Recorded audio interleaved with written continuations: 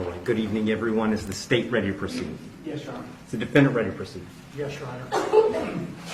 Sorry, it took me a little bit longer than anticipated, but there was a lot of information to consider. Let me just start by saying that as multiple people have observed, this is a particularly difficult case because there's really nothing that the court can do that's capable of fixing the harm that has been caused to the victims in this case.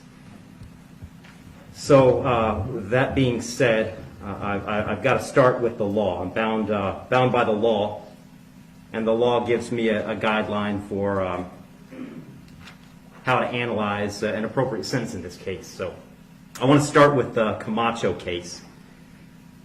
It's really the first thing I need to address is whether or not the court's going to depart from the minimum in this case, which is 222 months, or approximately 18 and a half years in the Florida State Prison as a minimum. The Camacho case, as Mr. Fitzgibbons pointed out and argued, lays out really a three-factor test. Is there a valid legal basis for departure? Is there competent substantial evidence that the facts support an application? Or do the facts apply to the departure basis that is being asserted? To both of those questions, I answer those yes. There is a valid legal basis for departure, and there is competent substantial evidence that would support a departure. And really, I'd find that as to all of the departure bases argued, with the exception of the disparity argument. I'll just comment on that one for a moment. The defendant has argued that an available basis for departure is the disparity between the guidelines and the sentence that Mr. Barano got. I don't agree with that. I agree that disparity could potentially be an available legal basis for departure. But in this case, I don't think it applies because I do think that there are important substantive differences between the facts as applied to Mr. Barano and the facts as applied to Mr. Heron. The state's put those on the record.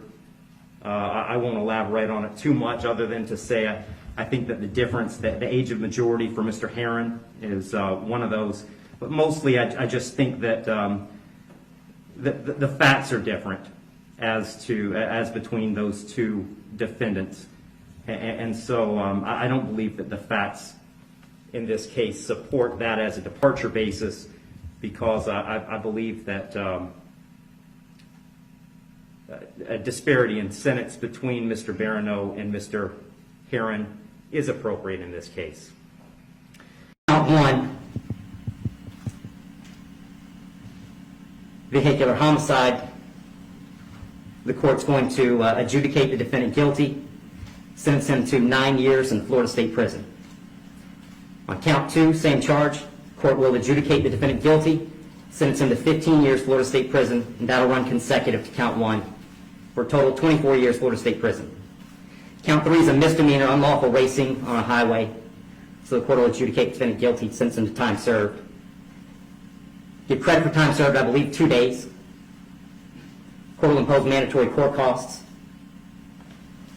Mr. Heron, you have given up the right to appeal the determination of your guilt or innocence.